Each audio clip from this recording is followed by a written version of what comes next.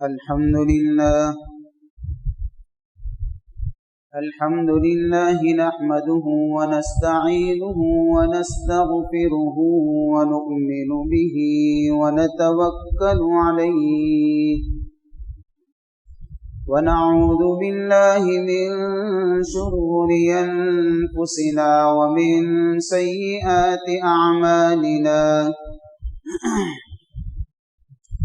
من يهده الله فلا مضل له ومن يضلله فلا هادي له ونشهد أن لا إله إلا الله وحده لا شريك له ونشهد أن سيدنا وسندنا ومولانا محمدا عبده ورسوله صلى الله تعالى عليه وعلى آله وأصحابه أجمعين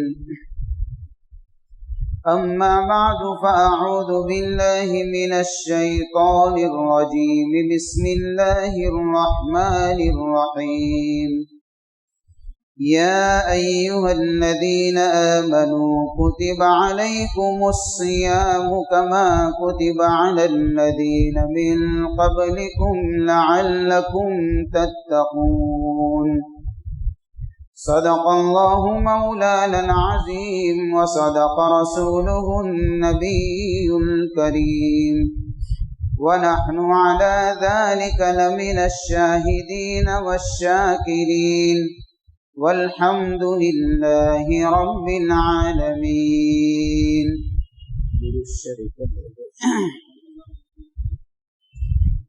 اللهم صل على سيدنا محمد النبي الأمي وعلى آله وبارك وسلم. اللهم صل على سيدنا محمد النبي الأمي وعلى آله وبارك وسلم. اللهم صل على سيدنا محمد النبي الأمي وعلى آله وبارك وسلم.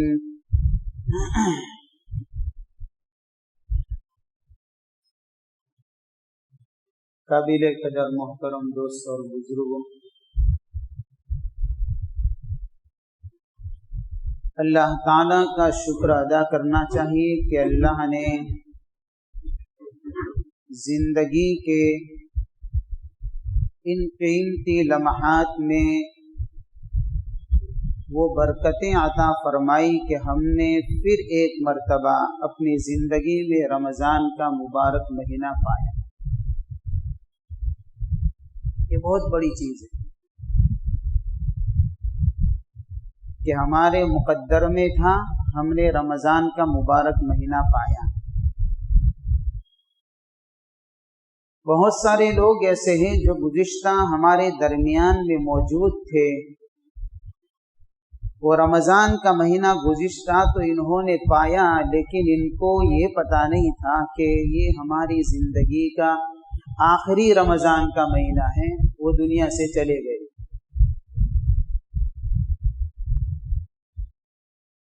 بہت سارے لوگ ہیں جو ہمارے بیچ میں اب نہیں ہیں، گزشتہ تھے اب نہیں ہے. ابھی بھی ہمارے بیچ میں کئی لوگ ایسے ہیں جن کو یہ پتہ نہیں ہے کہ یہ مہینہ جو رمضان کا ہے یہ میری زندگی کا آخری مہینہ ہے، اب آئندہ میں نہیں پانے والا ہوں. یہ بھی پتہ نہیں ہے ہم کو. اس لیے اللہ کا شکر کہ اللہ نے ہمیں ابھی یہ موقع دے دیا.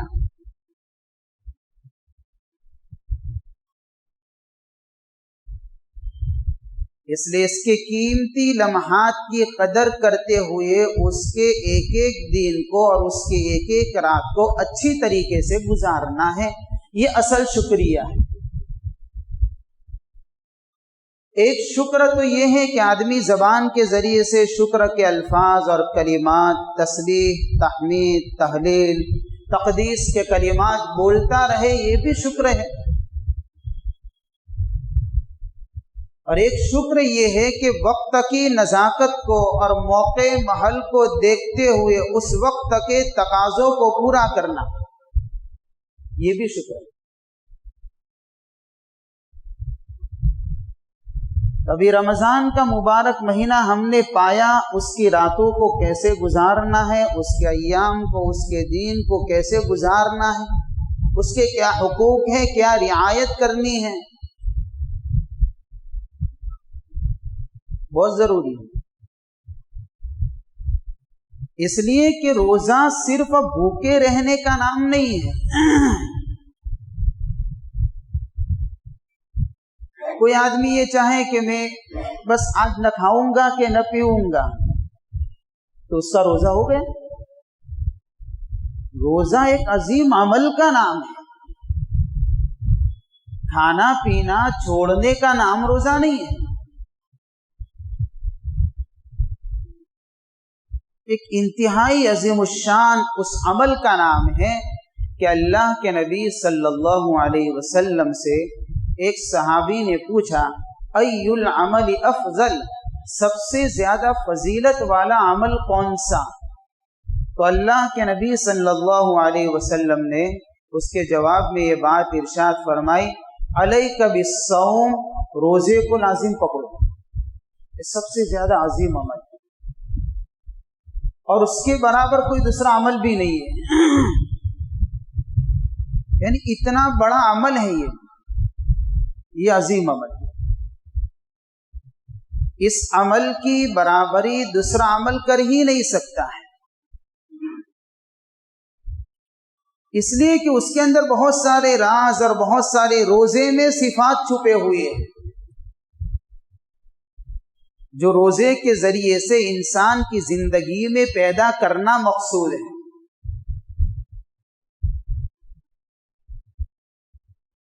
کہ ایک بندہ صبح صادق سے لے کر غروب شمس تک بنیت ثواب، یعنی روزے کی نیت سے جو اس وقت کو اس طریقے سے گزارے گا، کیوں گزروایا جاتا ہے، یہ کورس کیوں کروایا جاتا ہے 29 یا 30 دن کا؟ اس لیے کہ اس کے ذریعے سے زندگی کے اندر کچھ صفات پیدا کروانا مقصود ہے۔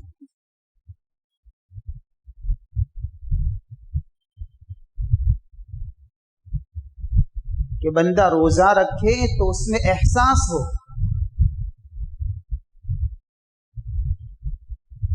کہ میں نے اللہ کے لیے آج کھانا پینا چھوڑا،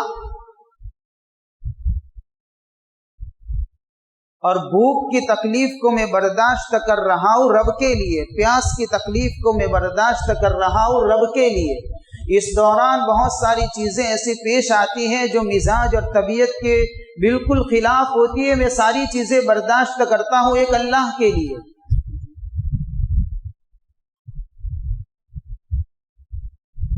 اس بھوک اور پیاس کی شدت میں اس کو جو تکلیف ہوتی ہے، جو احساس ہوتا ہے، اس کے اندر یہ احساس پیدا کرنا مقصود ہے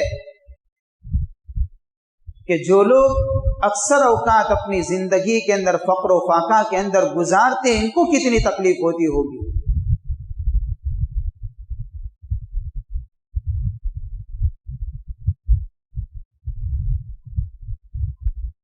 ان کو کیا ہوتا ہوگا؟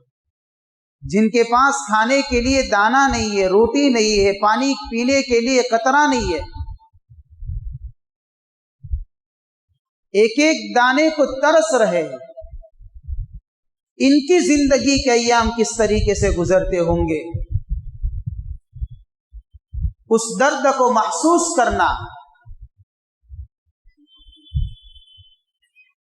اور ان مظلوموں کے لیے پھر دل سے جو دعائیں نکلتی ہے۔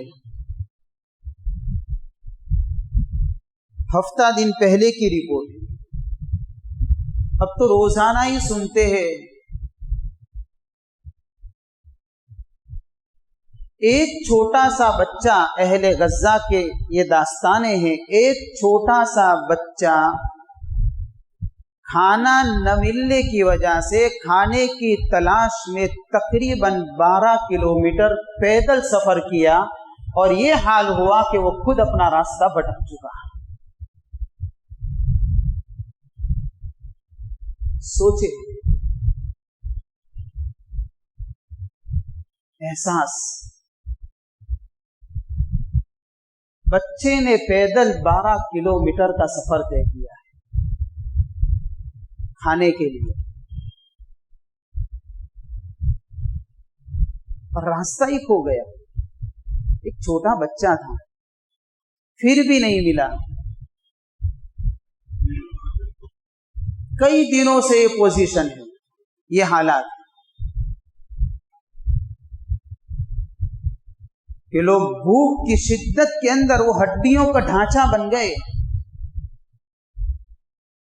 ہزاروں لاکھوں لوگوں کی ایسی تعداد ہے کہ اگر ان کو کھانا نہیں ملا, پانی نہیں ملا, تو بغیر کھائے پیے ان کی جان خطرے میں ہے.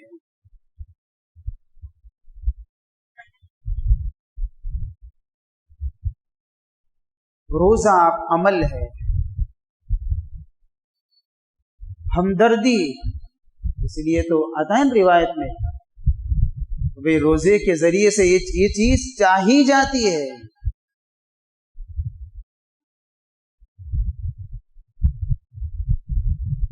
ان کی کیا کیفیت بنتی ہوگی؟ یہ چھوٹی سی بھوک کی تکلیف ہم پر جب آتی ہے تو یہ پوزیشن ہوتی ہے کہ ہم تو پھر سونے لگ جاتے ہیں, اور اس طریقے سے سوتے ہیں کہ افطار سے پہلے تو آنکھ بھی نہیں کھلتے.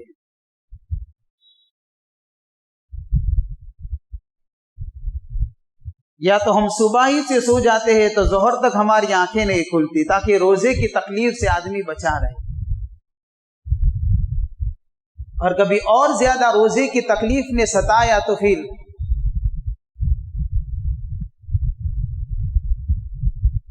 ان کا تو ہر روز کا حال ہو چکا.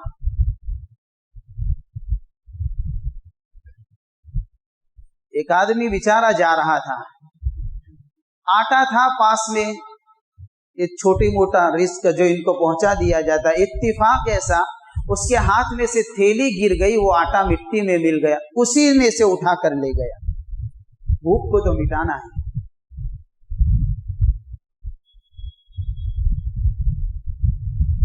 مٹانا ہے اس کو.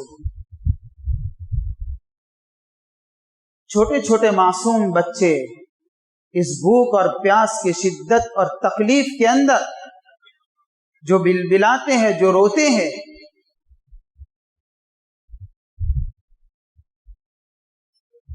تھوڑی دیر کے لیے جب وہاں کی داستانیں سنیں گے اور پھر غور کریں گے تو آنکھوں میں سے ضرور آنسو آئیں گے. ہمارا دل ہمیں جھنجھوڑے گا, ہلائے گا. عمل ہے روزہ, اس درد کو پیدا کرنا ہے. جب یہ درد پیدا ہوگا تو پھر جو دعائیں نکلے گی, پھر اللہ سے جو بندہ مانگے گا اس کی کیفیت الگ ہوگی, اس روزے کی مزہ الگ ہوگی. صرف بھوکا اور پیاسا رہنا نہیں. اسی لیے میں نے کہا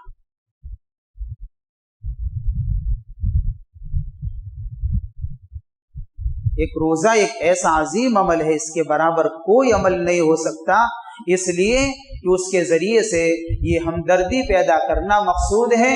کیوں؟ اس لیے کہ روزے کے ذریعے سے صبر بھی سکھایا جاتا ہے.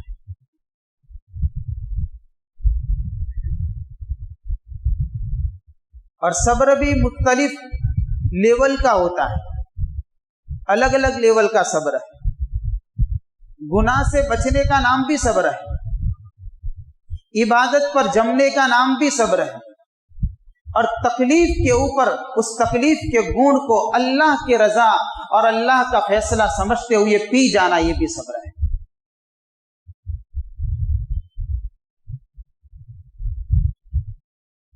روزے کے برابر کوئی عمل نہیں ہے. کیوں؟ اس لیے کہ اس کے ذریعے سے یہ عمل سکھانا مقصود ہے کہ بندے کی زندگی کے اندر صبر جیسا عظیم عمل پیدا ہو جائے کہ جب روزے کے ذریعے سے صبر پیدا ہوگا، کیا مطلب؟ گناہوں سے بچنے کی تاثیر اللہ نے روزے میں رکھی ہے، یہی سکھایا جاتا ہے۔ صبر تو یہی ہے، اور اس طریقے سے روزے کے ذریعے سے عبادت کی طرف رغبت ہوتی ہے تو اس عبادت کے اوپر استقامت جمنا، یہ بھی صبر ہے، یہ روزے کے ذریعے سے سکھایا جاتا ہے۔ اور پھر کچھ کبھی بھوک اور تکلیف اور پیاس کی شدت کبھی ستائے تو اس تکلیف کے اوپر راضی رہنا، چہرے کے تیور نہ بدلنا، چہرے کی رنگت نہ بدل دینا، اپنے آپ کے اندر غصے کے جذبات کا اظہار نہ کرنا کہ کوئی دیکھنے والا دیکھے تو فیصلہ کر لے کہ بھئی اس کو بھی روزے کی تکلیف آج ہوئی ہے، اس سے دور رہو۔ آج تو بعض مرتبہ ہمارے چہرے کی رنگتیں روزے کی تکلیف کی وجہ سے اتنی بدل جاتی ہے کہ چھوٹے بچے، ہمارے بچے کہتے بھئی ابو سے دور رہو، آج الگ کرنٹ دکھتا ہے، ہماری اولاد بھی ہم سے دور بھاگتی ہے۔ سوچے تو صحیح،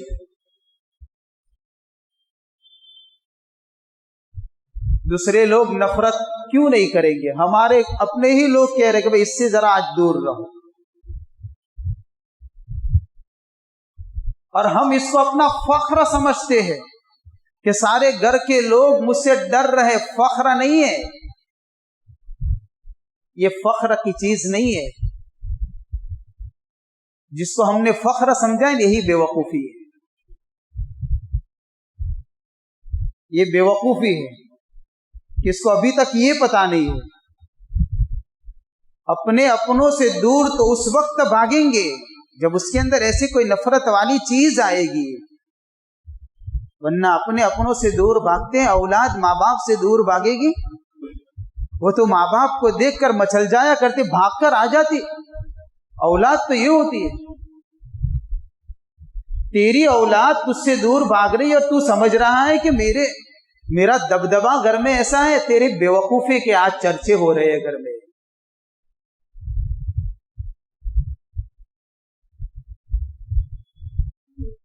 تو روزے کے ذریعے سے جو کچھ تکلیف ہوئے تو اس کو پی جانا، برداشت کرنا، یہ بھی صبر ہے۔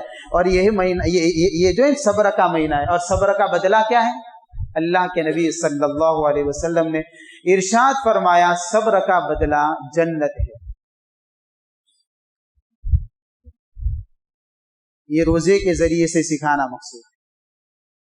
کیوں اس کے برابر نہیں ہے کوئی عمل؟ ہمدردی پیدا ہو، صبر پیدا ہو، تقوی آئے، پرہیزگاری آئے، معروفات کو زندگی میں لانے کا جذبہ پیدا ہو، منکرات سے بچنے کا جذبہ پیدا ہو۔ یہ روزے کا آخری نتیجہ ہے۔ یا ایھا الذین آمنوا کتب علیکم الصیام کما کتب علی الذین من قبلکم لعلکم تتقون۔ روزہ اس لیے فرض کیا جاتا ہے تاکہ زندگیوں کے اندر خدا کا خوف آئے، اور اس خدا کے خوف کے ساتھ میں بندہ اس طریقے سے اپنی زندگی کے ایام کو گزارنے والا بنے کہ اپنے آپ کو گناہوں سے بچا کر چلائے۔ گناہ چھوٹے رب کے خوف سے، عبادت پر بندہ کھڑا ہوئے اللہ کی محبت میں۔ یہ روزہ ہے جس میں ہمدردی ملے گی، جس میں صبر ملے گا، جس میں تقوی ملے گا۔ تو اللہ کے نبی صلی اللہ علیہ وسلم نے اس صحابی سے جنہوں نے پوچھا کہ سب سے زیادہ فضیلت والا عمل کون سا، تو حضور صلی اللہ علیہ وسلم نے ایک ہی عمل ایسا بتایا کہ جو کئی سارے عملوں کو اپنے اندر لیے ہوئے ہیں، کہ بھئی وہ روزہ ہے۔ ایک آدمی کو صبر کی مشق کروائی جائے کہ صبر زندگی میں آ جائے، ایک آدمی کو تقوی کی مشق کروائی جائے، ایک آدمی کو ہمدردی کے فضائل بیان کیے جائے تاکہ ہمدردی زندگی میں آئے۔ اللہ تعالیٰ نے ایسی عظیم عبادت بندوں کے اوپر 1 مہینے کے لیے بطور فریضے کے مقرر فرمائی کہ اگر کوئی اس کے حقوق کی رعایت کرتے ہوئے چلے گا تو زندگی میں ہمدردی بھی آئے گی، صبر بھی ملے گا، تقوی بھی ملے گا، اور بھی بہت کچھ ملے گا۔ ایک ہی عمل سے بہت کچھ ملے گا۔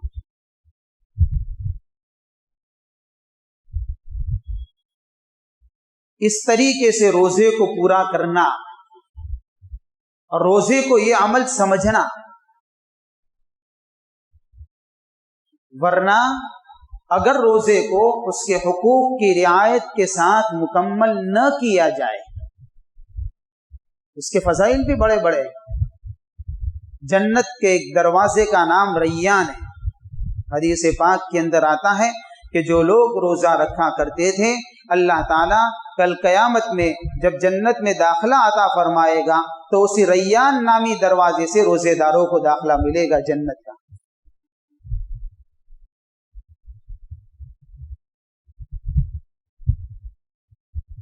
یہ فضائل جو ہیں وہ اس عظیم روزے پر ہیں جس کو اس کے حقوق کی رعایت کے ساتھ میں چلا جائے۔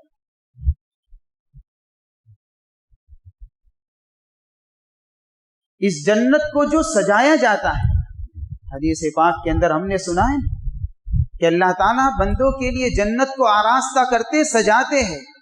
وہ کیسا روزہ رکھنے والے، ایسے روزہ رکھنے والوں کے لیے اللہ جنت کو سجاتے ہیں جو اپنے روزے کو اعلیٰ مقام کے اوپر پہنچانے کی فکر کرتے ہیں۔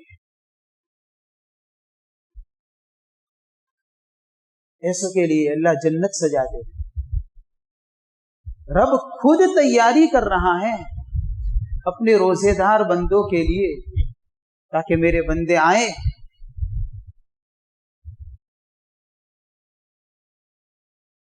یہ سارے فضائل اس وقت ملیں گے میرے بھائیوں جب کہ ہم روزے کو اس کے حقوق کے ساتھ میں پورا کریں گے۔ اس کے کچھ حقوق ہیں،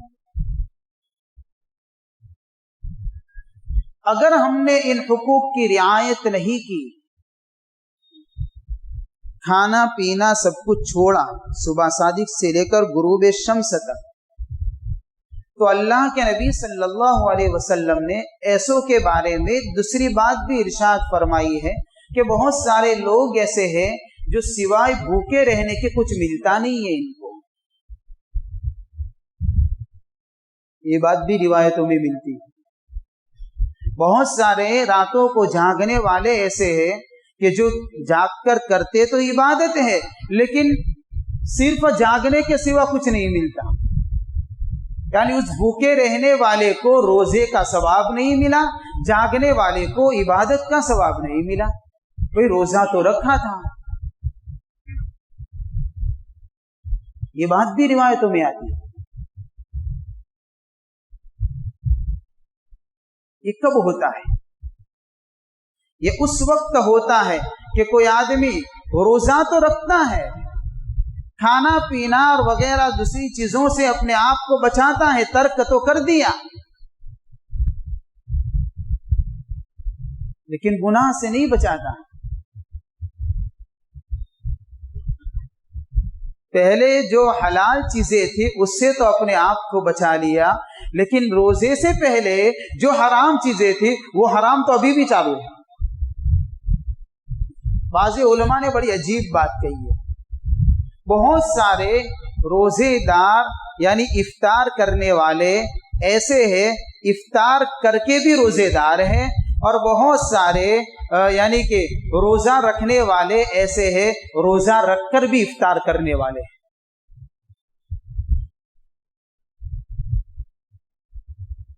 یعنی بہت سارے، سیدھی زبان کے اندر بتا دوں، بہت سارے روزہ رکھنے والے ایسے ہیں روزہ رکھ کر افطار جو کرتے تو افطار کر کے بھی وہ روزہ رکھنے والے شمار ہوتے یوں، اور بہت سارے لوگ ایسے ہوتے ہیں کہ روزہ رکھ کر جب افطار کرتے ہیں تو روزے کی حالت میں بھی وہ افطار کرنے والے جو ہوتے ہیں وہ روزے والے ہوتے نہیں ہوتے. کہ کیوں؟ اس لیے کہ روزہ رکھ کر افطار کرنے والے وہ لوگ ہوا کرتے ہیں کہ روزہ تو رکھتے ہیں لیکن گناہ سے نہیں بچتے. یہ روزے کی حالت میں افطار جیسا ہے کہ گناہوں کی لذت لے رہے. اور بہت سارے روزے دار ایسے ہیں افطار کر کے بھی روزے دار کی طرح ہے، اس لیے کہ جس طریقے سے روزے کی حالت میں انہوں نے اپنے آپ کو گناہ سے بچایا، افطار کے بعد بھی وہ گناہوں سے بچ کر زندگی گزارتے. تو افطار کر کے بھی روزے داروں کی طرح رہتے، اور بہت سارے روزے دار روزہ رکھ کر روزے داروں کی طرح نہیں بن سکتے. اور اسی بات کو اللہ کے نبی نے حدیث پاک میں ارشاد فرمایا کہ سوائے بھوکے رہنے کے کچھ نہیں ملتا، سوائے رات کے جاگنے کے کچھ نہیں ملتا. اس لیے روزے کی حالت میں خصوصاً اپنی نگاہوں کی حفاظت بہت ضروری ہے. حقوق ہے اس کے. آنکھوں کے ذریعے سے غلط چیزوں کو دیکھنا، نامحرم عورتوں کے اوپر نظر کو ڈالنا، یا موبائلوں کے اندر غلط چیزوں کو دیکھنا، اسی نے سب کچھ ستیہ ناش کیا ہے.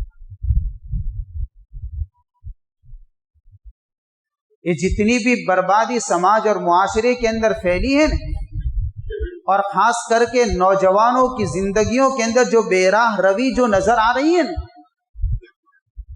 اس کی وجہ یہ ہے. بہت ساری وجوہات ہو سکتی ہے، لیکن اس کی سب سے بڑی اور اہم وجہ یہ ہے کہ آج کے اس موبائل نے انسان کی زندگی کی پاکیزگی کو داؤ پر لگا دیا.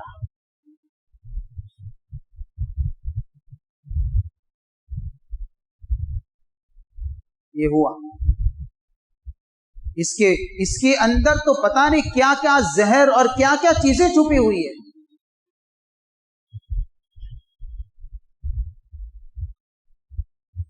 دشمن کا تیر چلے گا، انسان کا جسم زخمی ہوگا یا موت ہو جائے گی.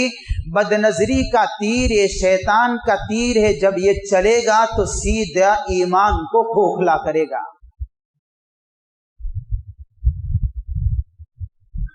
یہ شیطانی تیر ہے اور یہ سب سے بڑا دشمن ہے جو نظر نہیں آتا، لیکن وہ حملے اس طریقے سے کرتا جو انسان کے ایمان کو کھوکھلا کر دیتا ہے. بد نظری یہ تو یوں بھی بہت بڑا گناہ ہے. تو روزے کی حالت میں اس آنکھ کی حفاظت کتنی زیادہ اہم اور ضروری بن جاتی ہوگی. سوچے. اور بڑی عجیب بات ہے کہ بد نظری ایک ایسا گناہ ہے کہ اگر 6-7 آدمی بھی بیچ میں بیٹھے ہوئے ہیں، ہماری نگاہ غلط چیز دیکھے گی تو کسی کو پتہ ہی نہیں چلے گا کہ اس نے بد نظری کر دی، لیکن ہو جاتا ہے گناہ. ہم بازاروں سے گزریں گے، ہماری نگاہیں ناجائز جگہوں پر پڑ جائے گی، پتہ ہی نہیں چلے گا. جان بوجھ کر کی بات ہو رہی ہے. ایک تو اتفاقاً کسی سے غلطی، ایک تو مستقل بالقصد بالارادہ، انتہائی خطرناک جرم ہے. یہ بدنگاہی انسان کی عبادت کی نورانیت کو اندر سے ختم کر دیتی ہے. چیز روزے کی حالت میں اگر یہ گناہ ہو گیا تو روزے کی تاثیر ختم ہو جائے گی. پھر وہ روایت کہ سوائے بھوکے رہنے کے کچھ نہیں ملا، یہ حال ہوگا. اس لیے روزے کی حالت میں نگاہوں کی حفاظت انتہائی ضروری ہے. کان کی بھی حفاظت ضروری ہے. غلط چیزوں کو سننا اور غلط چیزوں کے آواز اور وغیرہ ساری چیزوں کو، غیبت سننا، جھوٹ سننا، میوزک سننا، ایسی بہت ساری چیزیں ہیں.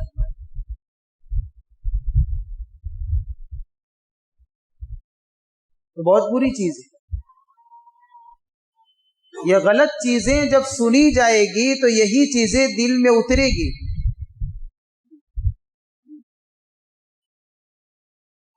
اللہ تعالیٰ نے کچھ نافرمانوں کی کیفیت بیان کی قرآن پاک کے اندر، سماعون للکذب اکالون للسحت. جھوٹ بہت زیادہ سنتے ہیں یہ لوگ، بہت زیادہ. غلط چیز، کانوں کی حفاظت روزے کی حالت میں. محفل لگانا، پھر اس طریقے سے ظاہر سی بات ہے کہ اگر فضول محفل لگے گی تو پھر 2-4 آدمی جمع ہوں گے تو پہلے تو روزے کے فضائل پر ہی بحث ہوتی ہے. بھئی ہماری محفلیں تو جب شروع ہوتی ہے تو ظاہر سی بات ہے کہ بزرگی کے اعلیٰ لیول سے ہی شروع ہوتی ہے. شیطانی حربہ یہی تو ہے. تقوی کی باتیں ہوگی، فضائل کی باتیں ہوگی، مسائل کی باتیں ہوگی، دین کی باتیں ہوگی، پھر دین کے نام پر اب یہاں سے پٹری بدلے گی کہ پھر کیا ہوگا، کہ پھر تو ہوگا.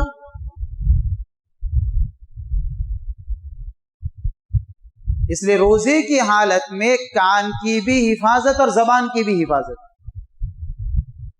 دونوں کی حفاظت ضروری ہے. جس طریقے سے غلط چیز کو سننا یہ گناہ ہے، غلط چیز کا بولنا، غیبت بولنا گناہ تو غیبت کا سننا بھی تو گناہ، جھوٹ بولنا گناہ تو جھوٹ سننا گناہ، الزام کسی پر بہتان باندھنا گناہ تو ایسی باتیں سننا بھی گناہ. بھئی جس کا بولنا گناہ، اس کا سننا گناہ.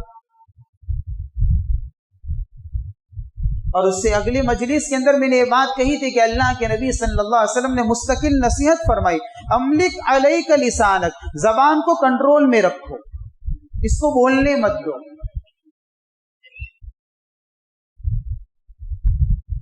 کیونکہ یہ جب چلتی ہے تو پھر رکتی نہیں ہے، کئی لوگوں کو گراتی ہوئی نکلتی ہے. اس کے ایکسیڈنٹ بڑے بھیانک ہوا کرتے، اس کے زخم بڑے خطرناک ہوا کرتے. اس لیے اس کی حفاظت بہت ضروری ہے. آدمی اگر روزے کی حالت میں ناجائز بول کو بولے گا، بھئی کوئی ایسی بات کہہ دی، آپس کے اندر کچھ نا اتفاقی والی بات ہو گئی تو معاملہ تو فساد تک پہنچے گا. آپس میں لڑائیاں ہوگی، فتنے ہوں گے، فساد ہوں گے، جھگڑے ہوں گے. نتیجہ کیا ہوا؟ زبان کے غلط استعمال کا نتیجہ یہ ہوا، آپس کے رشتے خراب ہوں گے.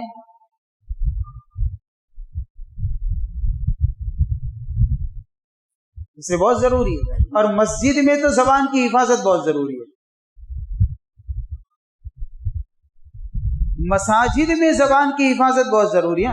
ایک بات یاد رکھیے، یہ میری گزارش ہے ادب، اگر کسی سے ناگواری والی بات پیش آ گئی تو زبان نہ کھولے، اور اگر کھولنی ہو تو پیار اور محبت سے کھولے. وہ آستین چڑھانے والی جو زبان ہوتی ہے نا الگ طرح کی، وہ مسجد میں جلدی کھل جاتی ہے، پھر یہاں میدان کارزار لگ جاتا ہے اور ایک جنگ چلتی ہے. پھر کیا طریقہ ہے میرے بھائی؟ یہ کیا ہے؟ ہم نے روزہ رکھا ہے، اس کے لیے ہم مساجد میں آتے ہیں کہ ہماری وجہ سے فتنے ہوں گے، فساد ہوں گے، جھگڑے ہوں گے، کسی کا گریبان پکڑیں گے، کسی سے غلطی ہوگی تو بخشیں گے نہیں، اس کے اوپر ہاتھ اٹھا لیں گے، سروس کر. اس کے لیے کیا معاملہ ہے ہمارا؟ یہ کیا ہو رہا ہے؟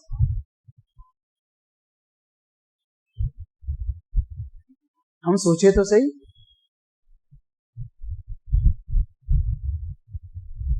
اللہ کے نبی صلی اللہ علیہ وسلم نے تو یہاں تک کہہ دیا کہ بھئی کوئی آدمی آپ سے اگر جھگڑا کرنے کے لیے آئے تو اس کو کہہ دو کہ بھائی ایک کام کر، تو لڑنے کے لیے آئے، میرا روزہ ہے، ابھی میرے پاس لڑنے کا وقت نہیں، ابھی تو میرا روزہ ہے، چلا جانے یار، معافی مانگتا ہوں. ہماری طبیعتوں کے اندر دیکھیے، کوئی بھی بات جو حقیقت ہے غلط نہیں سمجھیں گے. ہماری طبیعتوں کے اندر بعض مرتبہ ایسی حالت اور ایسی کیفیت پیدا ہو جاتی ہے، کوئی معافی مانگتا ہے پھر بھی ہم ہاتھ اٹھائیں گے نہیں، چھوڑیں گے نہیں اب اس کو. یہ حال ہو چکا ہے. یا حضور فرما رہے کہ بھائی کہہ دو سامنے والے کو قصور کس کا، اس کو جانے دو بھائی، تو کہہ دے بھائی معاف کر دے بھائی، میرا روزہ ہے، بات ختم ہو جائے گی. بات لمبی نہیں ہوگی. زیادہ روزے کی حالت میں جہالت کی باتیں کرنا اور اس طریقے سے ایسی فتنے فساد والی باتیں کرنا مناسب نہیں ہے، بلکہ آپس کی لڑائیاں، آپس کے جھگڑے اور آپس کے اختلافات تو اتنی بڑی نحوست والی چیز ہے یہ کہ شب قدر کی تعیین کے اٹھنے کا ایک سبب آپس کا جھگڑا تھا. اتنی بڑی رات کی تعیین کو اللہ نے جو اٹھایا تو حضور سے پوچھا گیا کیسے یعنی کہ اس رات کی تعیین کیسے اٹھا لی گئی؟ کہ اس لیے کہ وہ دونوں لڑ رہے تھے تو اللہ نے اس کی تعیین کو اٹھا لیا. لیلۃ القدر خیر من الف شہر، جس کی فضیلت ہے. اور اگر ہم روزے کی حالت میں کبھی ایسی ناگوار باتیں، مسجد کے اندر مختلف المزاج لوگ ہوا کرتے ہیں، ہر قسم کے لوگ آئیں گے، ہمارا ہر ایک کا ذہن اور مزاج اور مینٹلی سوچ ہماری یہ ہونی چاہیے کہ میرے مزاج کے خلاف جو کچھ بھی آئے گا میں تو پی جاؤں گا، تو کسی کا جھگڑا نہیں ہوگا. کچھ بھی ہوگا میں پی جاؤں گا، کسی کو بولنا ہی نہیں ہے، بلکہ اس کو سمجھا دیں گے، کوئی مسئلہ نہیں ہے، غلطی ہو گئی ٹھیک ہے جانے دیں، اس میں کیا ہے، ہو جاتا ہے. زبان کی حفاظت، روزے کو بچانا ہے، کامل کرنا ہے تو یہ ضروری ہے. اور کیا کریں؟ دیگر اعضاء کو اور گناہوں سے بھی بچائے. اس کا مطلب یہ نہیں کہ صرف کان یعنی کہ زبان اور کان اور آنکھ کے گناہ سے ہی بچے، نہیں، باقی اعضاء کو بھی گناہوں سے بچائے. خصوصاً پرہیز کرنے کی کوشش کرے روزے کی حالت میں گناہوں سے. اور ایک انتہائی اہم بات ساتھ میں بتا دیتا ہوں، افطار کے وقت حرام رزق سے اپنے پیٹ کو بچائے اور اپنے روزے کی حفاظت کرے. یہ بھی آ گیا کہ جیسے اور اعضاء کو گناہوں سے بچانا، تو افطار کے وقت حرام رزق سے، افطار سے اپنے آپ کو بچانا.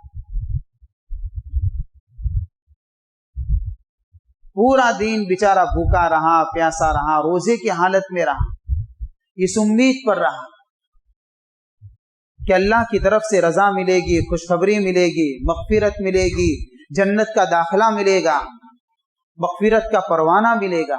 لیکن جیسے ہی افطار کا وقت آیا کہ وہی حرام رزق سے اس نے افطار کر دیا کہ ساری امید پر پانی پھر گیا. پھر اللہ کے نبی صلی اللہ علیہ وسلم کی وہ روایت کہ صرف بھوکا رہا، باقی کچھ ملا نہیں.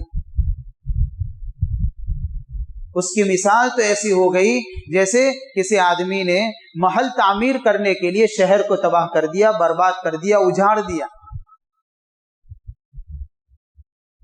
کسی نے پوچھا کہ بھئی تو نے پورا شہر کیوں اجاڑا؟ کہ مجھے ایک چھوٹا محل تعمیر کرنا ہے. سوچئے تھوڑی دیر کے لیے، اس آدمی کو لوگ بیوقوف کہیں گے، عقل مند کہیں گے کہ ایک چھوٹے سے محل کو تعمیر کرنے کے لیے کتنے بڑے یا کتنے لوگوں کو نقصان کر دیا اس نے، اور کس طریقے سے پورا شہر تباہ اور برباد کر دیا. ہمارا حال ایسا ہو جائے گا کہ پورے دن روزہ رکھا، افطار کے وقت حرام رزق سے افطار کرنے والا ایسا ہی ہے، شہر تباہ کر کے محل بسانے چلا ہے. یہ اس کی بیوقوفی کی دلیل ہوگی. یہ شہر تباہ کر کے محل بسانے چلا ہے، اس سے زیادہ نادان اور بیوقوف اور کون ہوگا؟ اس لیے حرام رزق سے اپنے آپ کو بچانا. ایک آخری بات بتا دیتا ہوں، افطار کے بعد خوف اور امید کی کیفیت پیدا کرنا.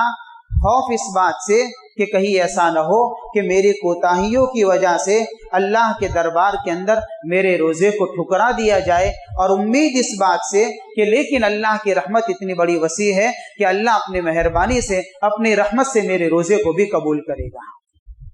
اسی کیفیت کا نام ہے ایمانی کیفیت۔ ایک تو ہے بالکل نا امید ہو جانا، یہ اچھی چیز نہیں ہے، یہ انسان کو یہ نا امیدی اور یہ مایوسی جو ہے یہ اللہ کی رحمت سے اس کو دور کر دے گی۔